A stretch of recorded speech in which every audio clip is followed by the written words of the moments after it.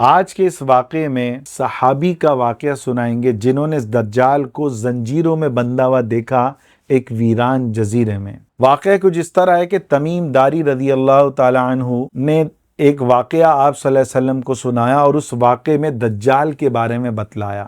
تو اللہ کے نبی صلی اللہ علیہ وسلم نے کہا یہ واقعہ میرے تمام صحابہ کو سناؤ۔ چنانچہ صحابہ کا مجمع جمع ہو گیا اور تمیم داری رضی اللہ تعالی عنہ وہ یہ واقعہ سنانے لگے، اور انہوں نے کیا سنایا اس کو غور سے سنیں۔ تھوڑا میں مفہوم عرض کر رہا ہوں کہ صحابی رسول تمیم داری رضی اللہ تعالی عنہ فرماتے ہیں کہ ہم صحابہ کی ایک جماعت جس میں 30 آدمی تھے، ایک کشتی میں سوار تھے۔ سمندر کی موجیں ہمیں 1 مہینے تک کبھی ادھر پھینکتی کبھی ادھر پھینکتی، پھر اچانک ہمیں ایک جزیرہ نظر آیا، ہم نے چپو چلائے اور ہم جزیرے کے قریب پہنچ گئے اور سورج غروب ہونے والا تھا، فضا خوفناک تھی۔ جب ہم جزیرے میں داخل ہوئے تو اچانک ایک عجیب مخلوق نظر آئی کہ پورا جسم اس کا بالوں سے بھرا ہوا، بال ہی بال، اتنے زیادہ بال کہ ہمیں سمجھ میں نہیں آیا کہ یہ عورت ہے کہ مرد ہے۔ اس کو دیکھ کے ہم ڈر گئے، ہم خوف میں مبتلا ہو گئے۔ اس خوفناک بالوں والوں نے کہا کہ میں جسامہ ہوں۔ کیا مطلب؟ یعنی خبریں جمع کرنے والی مخلوق۔ یاد رکھیں اس وقت جو نیٹ کی دنیا ہے، اے آئی کی دنیا ہے، وہ خبریں ہی جمع کرنے والی ہے، اس سے ہم کچھ نہ کچھ ملا سکتے ہیں۔ پھر اس نے کہا دیکھو حدیث کے الفاظ ہیں، وہ کہہ رہا ہے میں خبریں جمع کرنے والی مخلوق۔ اس پہ علماء نے بہت لمبا کلام لکھا ہے، دور حاضر کے دانشوروں نے، کبھی ہوا تو میں ریکارڈ کراؤں گا، جس میں نے اشارہ دے دیا اس سے بعض لوگ سمجھ سکتے ہیں۔ اچھا، پھر اس نے کہا کہ تم لوگ اس آدمی کے پاس جاؤ، وہ جو آگے ہے وہ شدت سے تمہارا انتظار کر رہا ہے۔ حضرت تمیم داری رضی اللہ تعالیٰ عنہ فرماتے ہیں ہم آگے چلے تو ایک عبادت گاہ جیسے مقام پہ پہنچے، اور وہاں ہم نے ایک شخص کو دیکھا، اس جیسا خوفناک ہم نے کبھی نہیں دیکھا۔ وہ غیر معمولی بڑا تھا، اس کو دیکھ کر خوف محسوس ہوا۔ اس کے ہاتھ جو ہے گردن کے ساتھ لوہے کی زنجیروں سے بندھے ہوئے تھے، پاؤں بھی لوہے کی زنجیروں میں جگڑے ہوئے تھے، اور اس کی ایک آنکھ تھی، اور وہ ایک آنکھ والا تھا، اور ایسے لگ رہا تھا وہ صدیوں سے انتظار کر رہا ہو، اور صدیوں سے وہ کسی کے انتظار میں ہو۔ ہم نے جب اس کو دیکھا ہم خوف سے کانپ اٹھے۔ اس نے پوچھا تم لوگ کون ہو؟ ہم نے کہا ہم عرب ہیں، ہم مکے مدینے سے ہیں۔ اس نے پھر سوالات شروع کیے۔ اس نے کہا کہ میں دجال ہوں۔ پھر اس نے بیسان کی کھجوروں کے بارے میں پوچھا کہ بیسان کی کھجوروں کے بارے میں بتاؤ کہ کیا وہاں اب بھی پھل آتے ہیں؟ یہ اس کا پہلا سوال۔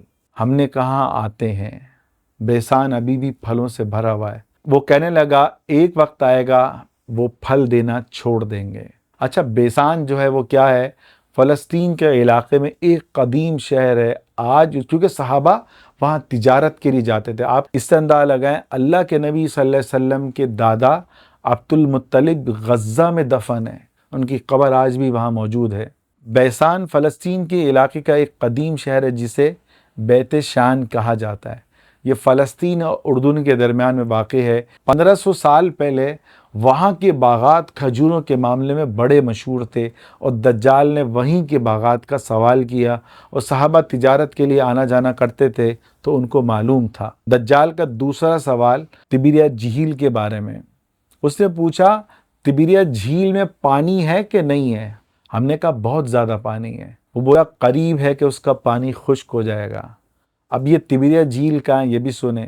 یہ تبریہ جھیل اس وقت اسرائیل جہاں پر ہے، اسرائیل کے شمال میں یہ جھیل موجود ہے، جسے سی آف گیلیلی کہا جاتا ہے۔ یہ وہ جھیل ہے جس کے بارے میں کئی علماء نے لکھا ہے کہ دجال کے خروج سے پہلے اس کا پانی ختم ہو جائے گا یا کم ہو جائے گا، اور موجودہ جو آج کی وہاں پہ حالت ہے کہ وہاں کا پانی آہستہ آہستہ کم ہوتا جا رہا ہے۔ پھر اس نے تمیم داری رضی اللہ تعالی عنہ سے تیسرا سوال پوچھا کہ امیوں والے نبی کا کیا حال ہے، کیونکہ اللہ کے نبی صلی اللہ علیہ وسلم امی تھے، اور امی آپ صلی اللہ علیہ وسلم کو پڑھایا لکھایا فرشتوں نے، اور وہ پڑھایا کہ آپ جیسا پڑھنے والا دنیا میں نہ موجود ہے نہ ہی پیدا ہو سکتا ہے۔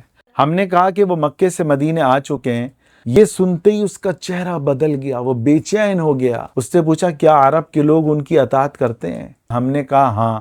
تو وہ بولا اگر ایسا ہے تو ان کے لیے یہی بہتر ہے۔ پھر اس نے اپنی حقیقت بتائی اور کہا کہ میں مسیح دجال ہوں۔ یہ سنتے ہی صحابہ کے جسم کانپ اٹھے، کیونکہ ہر نبی نے اپنی امت کو دجال کی خبر دی، دجال کے فتنے سے ڈرایا۔ پھر وہ بولا مجھے جلد باہر آنے کی اجازت مل جائے گی، پھر میں پوری دنیا میں گھوموں گا اور کوئی شہر ایسا نہیں ہے کہ میں اس کو چھوڑوں گا سوائے مکے مدینے کے، وہاں فرشتے تلوار لے کر کھڑے ہوں گے۔ اب یہ جزیرہ کہاں ہے؟ حضرت تمیم داری رضی اللہ تعالیٰ عنہ فرماتے ہیں کہ دجال سے ملاقات کے بعد ہم اس جزیرے میں ٹھہرے نہیں، بلکہ ہم کشتی میں بیٹھے اور پھر وہ اللہ کا حکم کہ وہ ہمیں طوفان وہاں لے آیا تھا، پھر ماحول ٹھنڈا ہوا، ہم واپس جو ہے مدینے کی طرف روانہ ہوئے۔ پھر جب ہم مدینے میں گئے تو آپ صلی اللہ علیہ وسلم کو میں نے یہ واقعہ بیان سنایا تو آپ صلی اللہ علیہ وسلم ممبر پہ کھڑے ہو گئے اور فرمایا تمیم داری نے وہی بات بیان کی جو میں تمہیں دجال کے بارے میں بتاتا آ رہا ہوں۔ پھر آپ صلی اللہ علیہ وسلم نے فرمایا وہ مشرق کی طرف ہے، وہ مشرق کی طرف ہے۔ اب وہ کون سا جزیرہ ہے، کہاں ہے، کس طرف، یہ اللہ بہتر جانتا ہے۔ اللہ کے نبی صلی اللہ علیہ وسلم نے بھی اس کو چھپایا، جسے یاجوج ماجوج کی وہ جو دیوار، وہ جو سیسا پلائی ہوئی جو ہے ذوالقرنین نے وہ جو دیوار بنا دی ہے، اب تک یاجوج ماجوج اس دیوار کو نہیں توڑ سکے، اور یہ قرآن میں یہ واقعہ موجود ہے۔ اسی طرح کا یہ واقعہ ہے، یاجوج ماجوج کی دیوار کہاں ہے جس کو ذوالقرنین جیسے بادشاہ نے سیسا پگھلا کے دیوار بنائی تھی؟ ظاہر ہم کہیں کہ یار وہ دیوار کہیں نہ کہیں موجود ہونی چاہیے، اتنی زیادہ ترقی ہو چکی ہے تو اب ہمیں دیوار کیوں نہیں نظر آ رہی؟ کچھ چیزوں کو جب اللہ مخفی کر دیتا ہے وہ سامنے ہونے کے باوجود نظر نہیں آتی، جیسے یاجوج ماجوج کی دیوار بھی آج تک کسی کو نظر نہیں آئی، اور قرآن نے اس دیوار بنانے کا مکمل واقعے کو ذکر کیا۔ یہ میں نے وضاحت اس لیے کری کہ آج کل جو ہے کچھ لوگ وحی کے نور کے سامنے اپنی اتنی سی عقل کو استعمال کرتے ہیں، تو ان کے لیے یہ ہے کہ بھائی وحی کے سامنے خاموش رہنا بہتر ہے، ورنہ آہستہ آہستہ منافقت، پھر کفر کے جذبات ابھرتے ابھرتے بندہ کافر ہو جاتا ہے۔ ایک دن آئے گا، امام مہدی آ چکے ہوں گے، زمین پر جو ہے بے انتہا عدل ہوگا اور رزق کی فراوانی ہوگی، پھر جو ہے دجال آئے گا، اور پھر عیسیٰ علیہ السلام کا آسمان سے نزول ہوگا فرشتوں کے ساتھ، اور پھر عیسیٰ علیہ السلام جو ہے دجال کو قتل کریں گے۔ یہ ساری چیزیں آئیں گی، پھر ایک زمین سے ایک جانور نکلے گا جو دابۃ الارض ہوگا، پھر ایسے ہی یاجوج ماجوج کی پوری ایک فوج نکلے گی جو لوگوں پہ حملہ کرے گی، اور جو راستے میں آئے گا اس کو کھا جائے گی، بحر تبریہ کا پانی پلے گی، اور فصل کی فصل وہ تباہ کرتے ہوئے جائیں گے، لیکن پھر اللہ ان کو بھی ختم کرے گا۔ تو یاد رکھیں یہ فتنے آنے ہیں اور آئیں گے، کوشش کریں اللہ سے جڑیں، قرآن سے جڑیں، علماء سے جڑیں، نماز سے جڑیں، اور جو ہے خاص طور پر اپنے ایمان کی بیٹری کو چارج کرنے کے لیے اللہ والوں کے بیانات سننے کو لازم پکڑیں، کیونکہ وحی کا جو نور ہے نا، حدیث کا نور آپ کے سینے میں جائے گا، قرآن کی جو آیتیں بیان کری جا رہی ہیں وہ آپ کے سینے میں جائیں گی، اس سے آپ کے دل کا تعلق اللہ سے مضبوط ہوگا۔ تو کوشش کریں، اگر شیطان کہتا ہے نا کہ نہیں فلاں بزرگ کی بات نہیں سننا یا بیان نہ سنو، اسکرولنگ ہم ایک ایک گھنٹہ نہیں 8-8 گھنٹہ کر لیں گے، لیکن بیان سنتے ہوئے موت آتی ہے، قرآن پڑھتے ہوئے موت آتی ہے، تو سمجھ لیں آپ کا ایمان کمزور ہے۔